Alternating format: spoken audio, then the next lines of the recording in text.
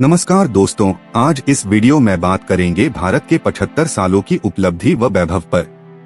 आज यहाँ पर 3 क्षेत्रों को समझेंगे जो इस प्रकार है: वेल्थ जनरेशन यानी धन सृजन, फूड ग्रेन प्रोडक्शन खाद्यान्न उत्पादन, पॉपुलेशन लिटरेसी और हेल्थ केयर डेवलपमेंट अर्थात जनसंख्या, साक्षरता और स्वास्थ्य सेवा विकास।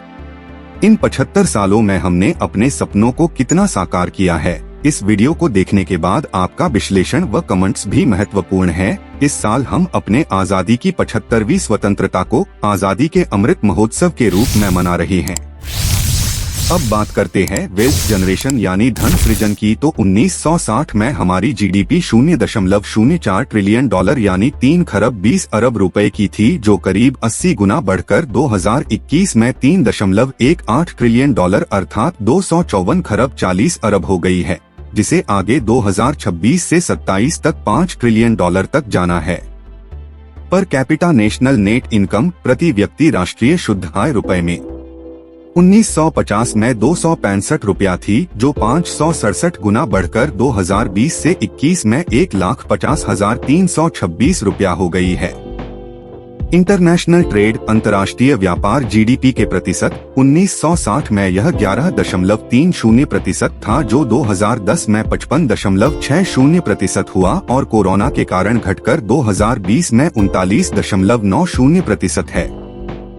सेंसेक्स कैपिटल मार्केट ग्रोथ, जिसको हम बॉम्बे स्टॉक एक्सचेंज कहते हैं, 3 अप्रैल 1979 में 124 था, जो 6 जून 2022 को 55,675 हो गया, जिसमें इन 43 सालों में लगभग 449 गुना की वृद्धि हुई।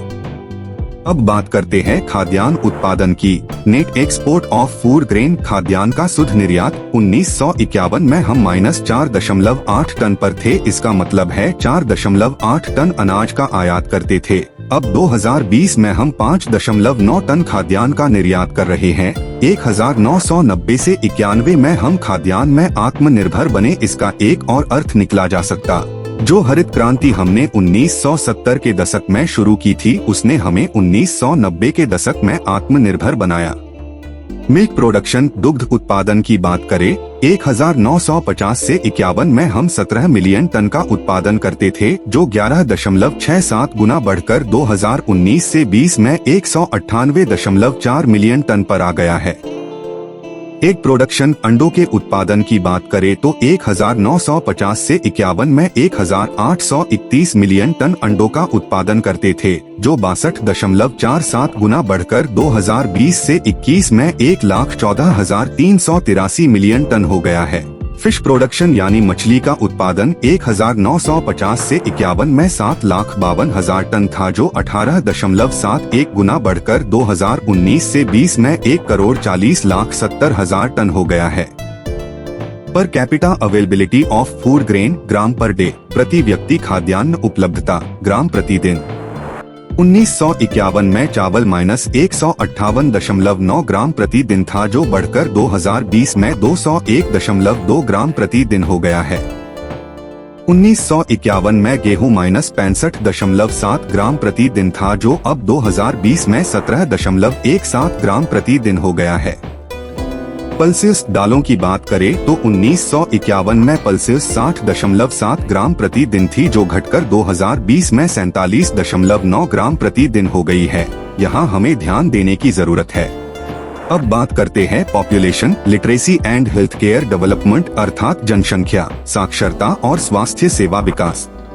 1951 में हमारी जनसंख्या लगभग 36.1 करोड़ थी, जो 2020 से 21 में बढ़कर 139.34 करोड़ हो गई, जो इन 75 सालों में लगभग 3.86 गुना बढ़ी। लिटरेसी रेट साक्षरता रेट 1951 में हमारी साक्षरता 18.3% थी, जो अब 4.26 गुना बढ़कर 2020 में 77.7% हो गई है। टोटल फर्टिलिटी रेट प्रजनन दर 1950 में 5.9 से घटकर 2020 से 25 में 2 हो जाएगी। इन्फेंट मोर्टिलिटी रेट शिशु मृत्यु दर 1950 में 1000 बच्चों में से 181 बच्चों की मौत हो जाती थी, जो अब घटकर 2020 से 25 में 1000 में से 27 बच्चों की मृत्यु हो जाती है। इस क्षेत्र में अभी भी बहुत काम करने की जरूरत है। लाइफ एक्सपेक्टेंसी यानी जीवन प्रत्याशा 1950 से 55 में हर एक भारतीय की औसत आयु 37 साल की थी, जो अब 2020 से 25 में लगभग 70 साल है। हमारी उम्र और भी बढ़ सकती है अगर हम अपने गांव का विकास करें और अपना खान पान का तरीका थोड़ा बदले तो। दोस्तों, आशा करता हूं आपको वीडियो पसंद आया होगा। अगर हाँ तो वीडियो को लाइक व शेयर करें और कमेंट्स लिखने के साथ चैनल को सब्सक्राइब करें।